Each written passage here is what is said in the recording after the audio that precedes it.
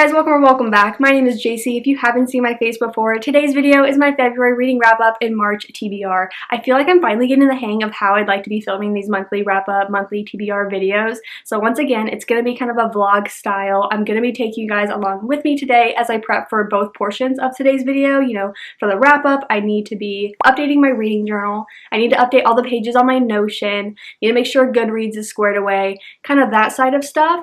And then for the TBR side, I already need to go to the library to pick up a hold, but then I had a list of books I was already interested in reading for March. You know, I maybe had videos planned out, so books were for that, and then I had just a list of a few books I was simply interested in this month, but then I had 4 spots left, and I wanted to think of a creative way to kind of fill those spots, and I feel like that's the portion of the monthly video that will always be a little different every time.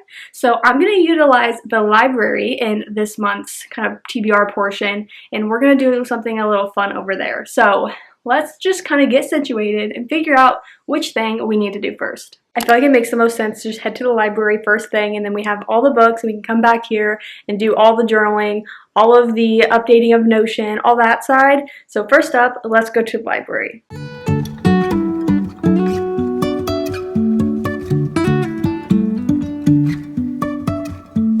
Life is a winding road, no telling where it goes.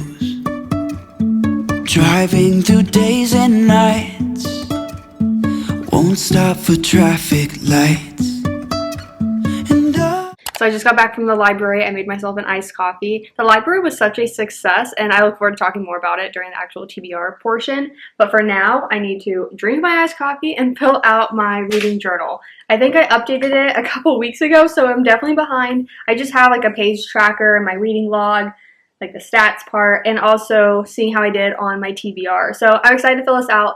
I am going to watch other people's reading wrap-ups while I do this. Also, I am trying a new iced coffee for the first time, and I really like it. I basically just got a pre-made iced coffee jug thing at the store, and then I got maple brown sugar creamer. Stunning. Why haven't I done that before? And then obviously a comfort snack, because how could you not? So I'm gonna kind of just get in the reading spirit by watching other people's monthly wrap-ups and work on my reading journal. You make me nervous. I think I might be hooked on you. I love the things you said to me.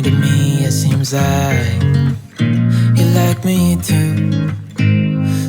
I just finished up with my reading journal. That was so fun and therapeutic to do. Even if you don't have a dedicated reading journal that you're trying to keep up with all these different spreads that people do, I still think it's fun, and I recommend doing just even grabbing a random piece of paper and writing out the books that you read that month. Even if you just read 1 or 2 books, maybe making a little page for it. I don't know, it's just fun to sit down, watch some other people do some wrap-ups, get out some art supplies, and do a little bit of arts and crafts. Can't recommend it enough. So now that that part's over, I'm gonna dive into my Notion and work to update all of those different spreads and pages that I have. Spreads. That's how websites work. Anyways, that's what I'm gonna do. I'm gonna continue watching some other people's book videos while I do that, and I will see you on the other side. I would say we were good together. I would say we had fun, but our trails will never run forever. You guys, I just finished updating my Notion. I think we're ready to film this reading wrap-up. I just hit record and it's starting to rain.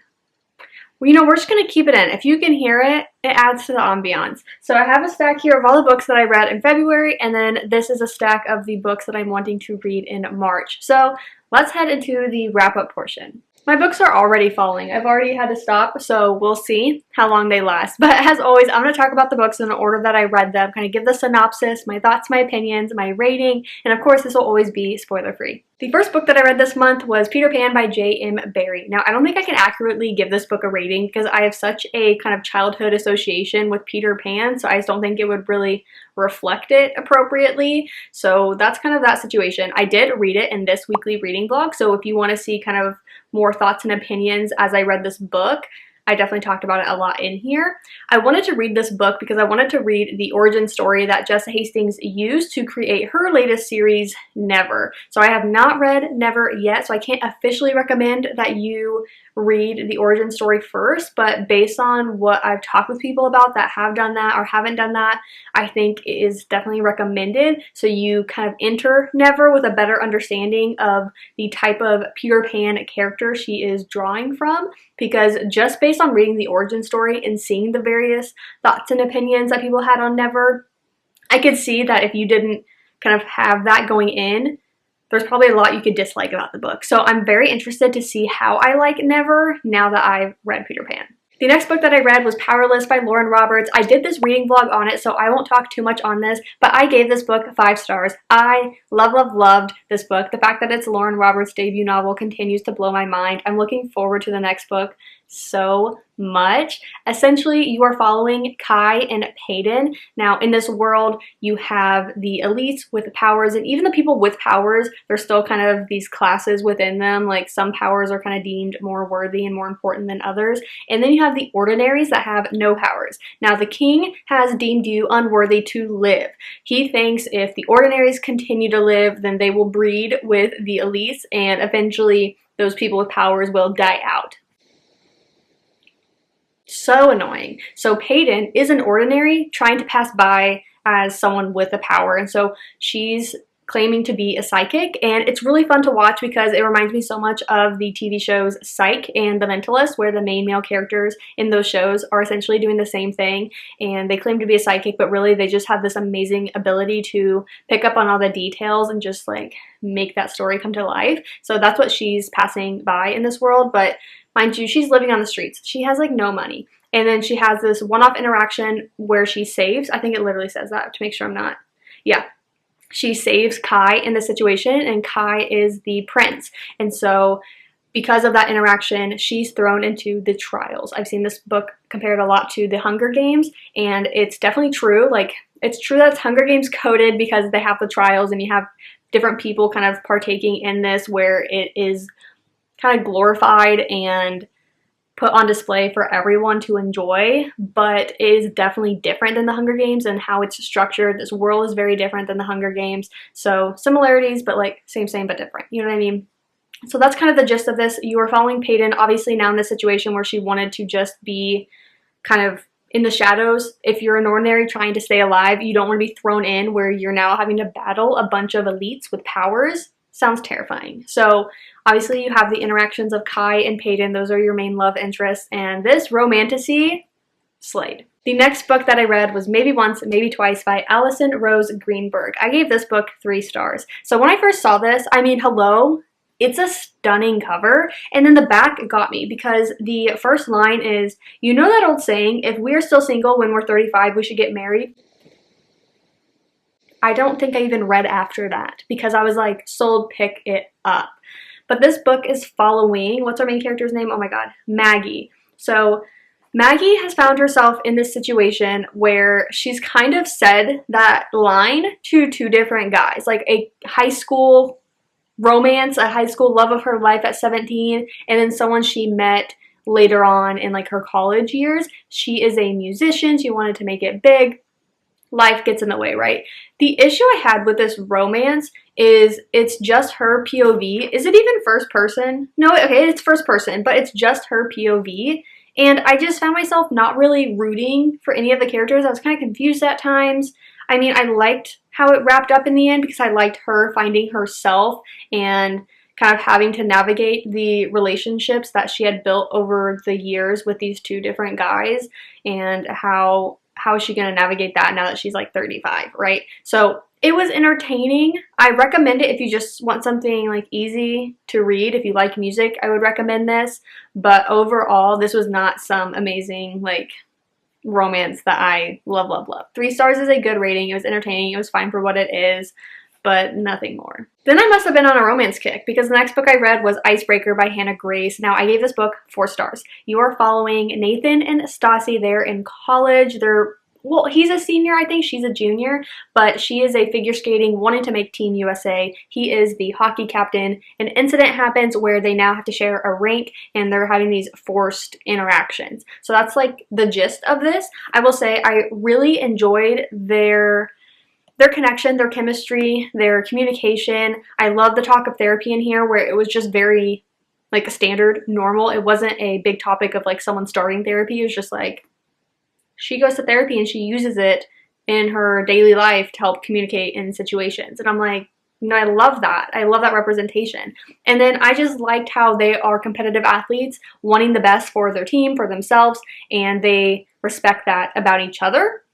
The issue I had with this book that didn't make it higher than 4 stars was I found myself aging. I found myself a couple years out of college where I couldn't kind of put myself in their shoes and imagine myself in that situation.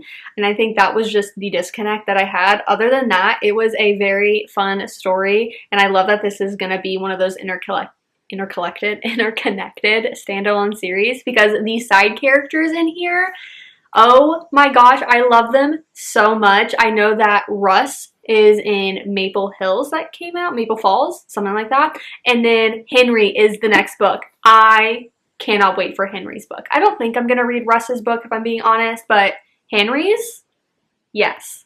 The next book I read was Vow of Thieves by Mary E. Pearson. I gave this book 4.25 stars. Now this is the second book to the Dance of Thieves, Vow of Thieves duology.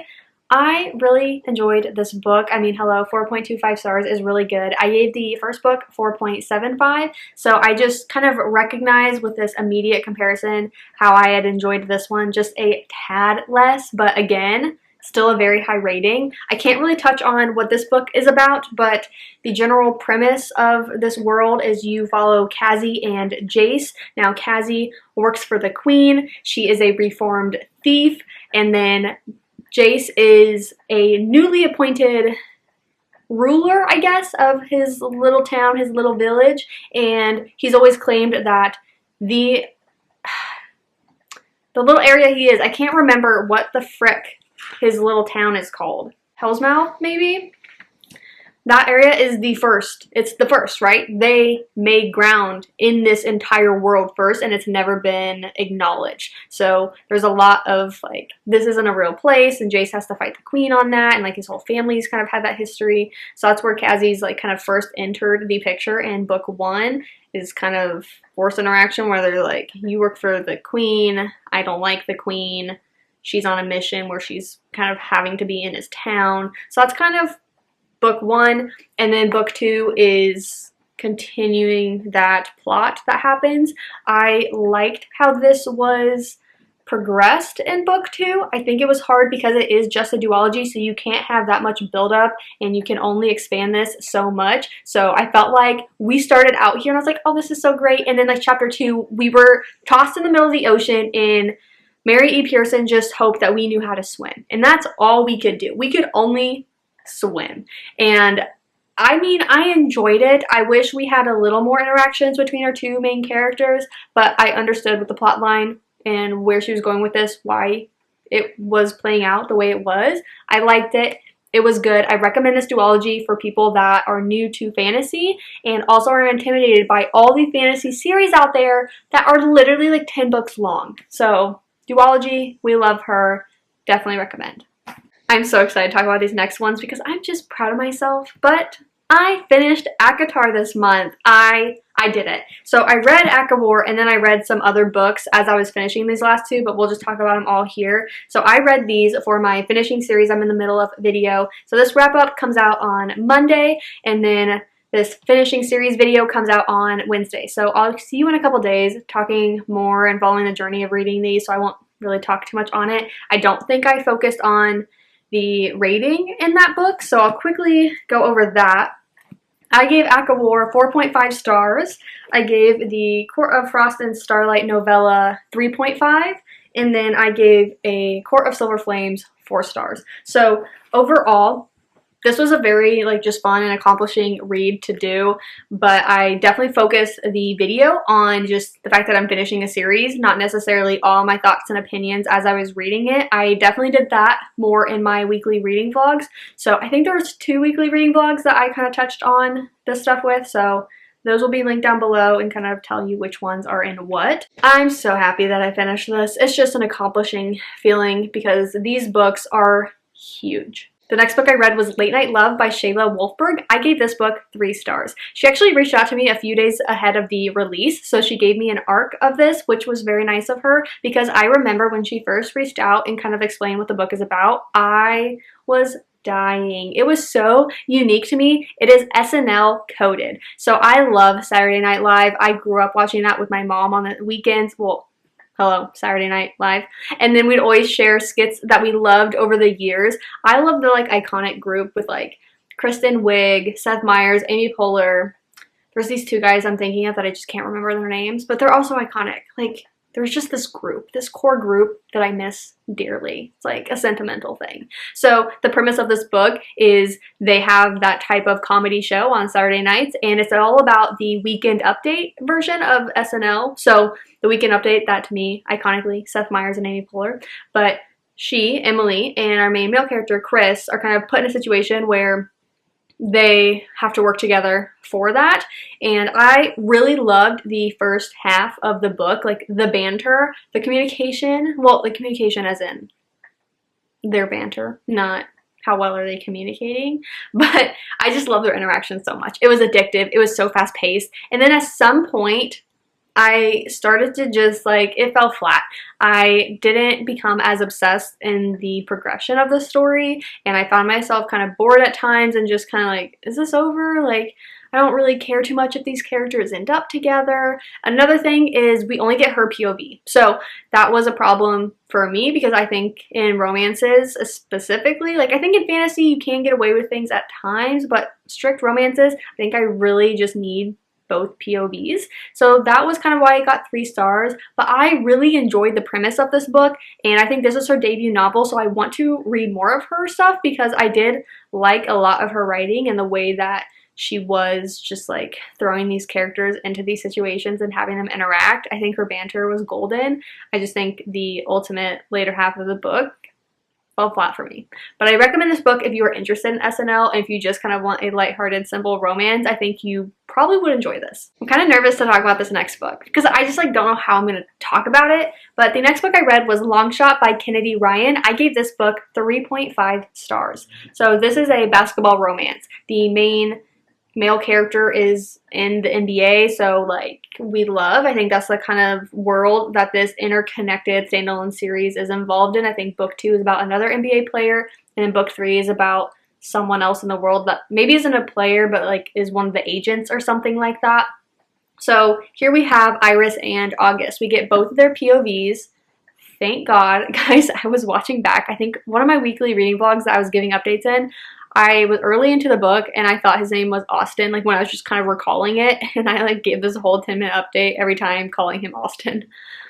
That was fun to edit, and I'm well, nothing I can do about it in this clip. Anyways, August. So Iris and August meet one night at a random bar when they are seniors in college about to graduate. He's heading into the NBA, and sparks fly with these two, right? Instant chemistry, instant connection, but Iris is already with August's longtime rival. So, it's just kind of growing up in the sport, in this, town, you kind of have someone you're always, crossing paths with. And so that's who Iris is with. And so you have that one night interaction, a lot of chemistry, a lot of connection, but nothing happens because she's in a relationship. She respects that. He respects that. So we love that respectful queen and king. And then they go their separate ways, and then they kind of cross paths again, and they kind of have to navigate if that one night actually, is something more than just kind of we met once at a bar randomly and had a single night of chemistry, or is it this runs deep, right? So they're navigating that. Search up your trigger warnings for this because I think what ultimately led me to give this 3.5 stars is some of those heavier topics, very openly discussed and shown in this book, made it so hard to read. So I have never really been affected by a book like this before. And I think for me, it was just a matter of like, I think it's important to have uncomfortable things out there, you know, like address it, make it a moment, if you will, because we don't want topics like these to just be ignored, but it's a matter of like your own comfort with reading those things. And I think that was hard for me. And then I found myself very like over it in the end. I think in the end I was just like, okay, is this over yet? It's a very long book. Like, how many pages? It's 450 or so pages, and I think it could have been done in like maybe a little over 300. So that's kind of just where I was at. I did really like Iris and August, and I like Iris's story and like everything she's overcoming and growing, and then August kind of having to adapt into this new NBA lifestyle as well. So I like this book. I recommend this book. I just think you should definitely kind of know what you're getting into before you head into it. I just saw the next book I get to talk about. I'm not okay. The next book I read was Love Theoretically by Ali Hazelwood. I gave this book 5 stars. I gave this book 5 stars. I love this book. This is the second Ali Hazelwood book that I've read. I read The Love Hypothesis pretty early on into my reading journey, and then I tried to start the Love on the Brain, I think it is, and I got a couple chapters in. My brain would not process. Couldn't do it. Too many big words that I was like, I just don't know what this means. So I would like to give it another shot later on, but I'm going to be honest, it's going to be hard to read another Ali Hazelwood book without, just comparing everything to this. I have a strong bias here, guys, because the science of choice in this book is physics, which I got my Bachelor's of Science degree in astrophysics. So yes, I got it in space physics, but the general premise of physics, I just understand. So the jokes that were made in here and just the different comments regarding that industry and that part of the academic world, I was like, I get it. I get what you're saying. And so yes, I have that bias there. But I will make a comment before I talk kind of on the plot of the book. This book to me would be the easiest of the 3 to get into if you are not into science at all and you have like no understanding of chemistry, biology, physics, whatever, because physics to me is kind of the most common sense one. With chemistry, like I don't know how you're supposed to just naturally go and understand the chemical world, but with physics you see so much of it where a lot of the basics of physics is just common sense. Like you drop an apple, it's going to hit the floor. If you are walking and you have a wall that you run into, like it's just like you have a force that literally stopped you. So that is why I think it can be a little less intimidating to enter if you're like, I don't even know physics. Yeah, but at least like the knowledge is easier to grasp, in my opinion. Don't get me into like the whole PhD level things. We don't have to get there, but I want to kind of make that comment. So you are following Elsie and Jack. So you have 2 physicists, but one is theoretical and one is experimental. And in this world, in this industry, which I learned from the author's note in the back or something like that, that this is actually a real thing in a way for this part of the academic world. So I didn't know that they kind of butt heads. I'm not a part of the academic world of physics anymore, so that was kind of cool to learn. But the whole idea is that Elsie is an adjunct professor, and those are just kind of like a step above. Like, yeah, you got your PhD, but you're an adjunct professor that has like no benefits and a really bad pay. So she takes up fake dating. It's like an app that's literally just fake dating. Like you just go, you are someone's date for the night, and like that's it. So Elsie has done that for Jack's brother.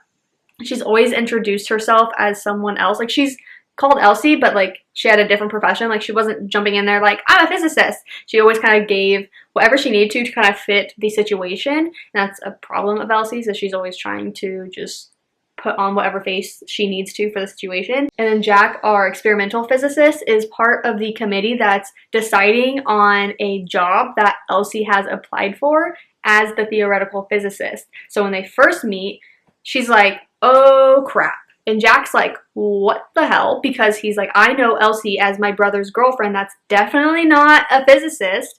And like, you know, they've met across family functions and stuff. So there's that.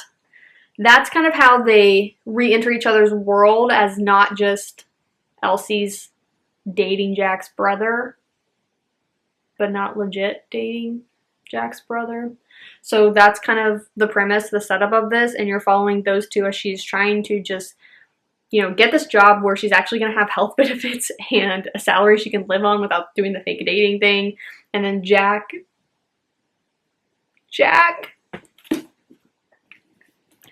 I mean, I have a 4.5 minute clip right here, so you can tell that I love this book because I do not want to shut up about it. And then the last book I was able to finish this month is Harry Potter and the Order of the Phoenix. So this is book 5. This is me continuing the Read and Watch series part 2 for Harry Potter, where I'm reading books 5, 6, and 7 and watching those movies. So I finished this. Honestly, a huge accomplishment. There's no rating for these. I don't give Harry Potter a rating because it's the same thing with Peter Pan, where I have such this like association with the movies and that childhood experience and just adult experience now, so I don't think I could fairly rate the book, but I can say this is my favorite book that I've read in the series so far. I think this is really the turning point where you start to get so much more from the books than you're able to get in the movies. Like the last 3 books could each have been split into 2 movies, so that's kind of just where I'm at with this. I like it. I'm loving continuing this series, and I'm filming that Read and Watch series video, so you will see that soon. Okay, coffee break, because doing a wrap-up is exhausting. I don't know how people do this, like in some clean way, because I swear I'll start talking about a book and it just won't make sense and I have to be like, cut, start over. So I would love to know how other people do wrap-ups and if they can just kind of do it in one take, if it only takes them like 2 takes max to talk about the book. I would just love to know. So I have a list here of all the books that I want to read in March. Let's be honest, I always make a stupidly ambitious TBR, but like who doesn't? I feel like for me, it's just fun to make a TBR. But the other part is it helps me kind of limit my options, because if I have some sort of structure going into the month, it helps me actually decide what to read. If I just had free reign to pick whatever book whenever, I have a feeling I would just read 2 books a month because I would just be too indecisive to actually pick my next read. So this just kind of helps me limit my options but still give me options. In general, for my TBR, I've always had a list of books that I already know that I want to read. Maybe it's for videos, maybe it's just books that I'm interested in right now, but then I always have a few spots left that I've enjoyed over the last couple of months, finding different ways to choose those. A lot of it has been trying to interact with you guys and having you choose them on my Instagram polls or something. So that was a thought I had for this month, but I just kind of got over it. So I wanted to come up with a different way. I think it's hard for me to do those like TBR jar videos or the board game videos because I only have like 3 to 4 books that I'm needing to decide on.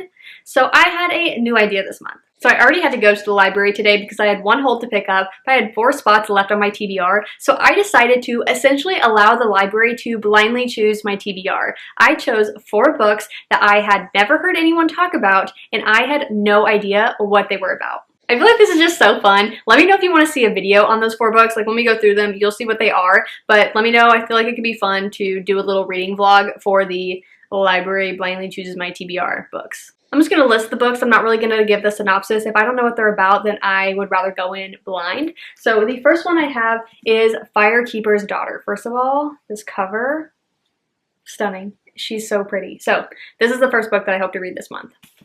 I'm going to do it.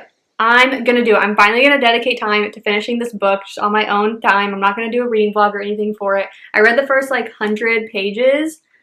It's getting finished this month.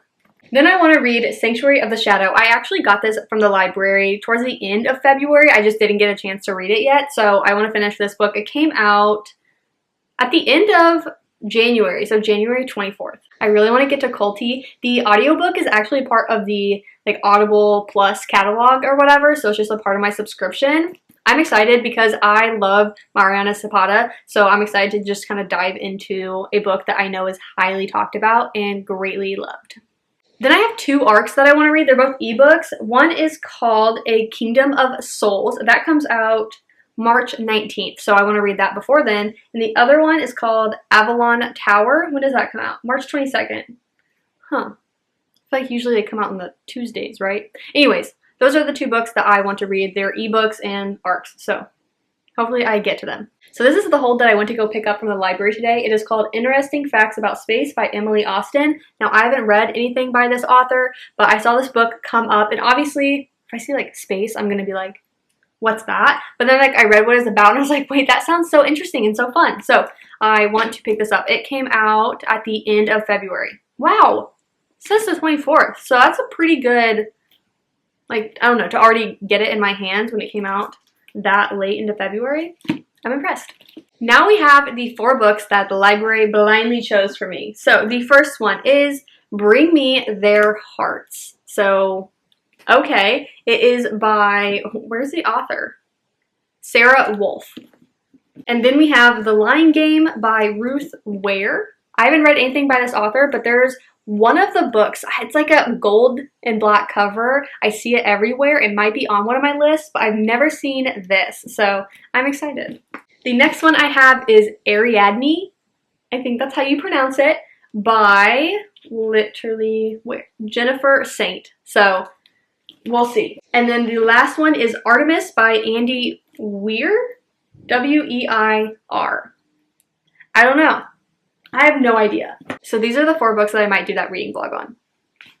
Oh goodness, guys, we're back in the same position where I'm like, how do I hold these books and show you guys? So this is my TBR for March. Quite ambitious considering there are other books that I didn't show you guys that I want to do for videos.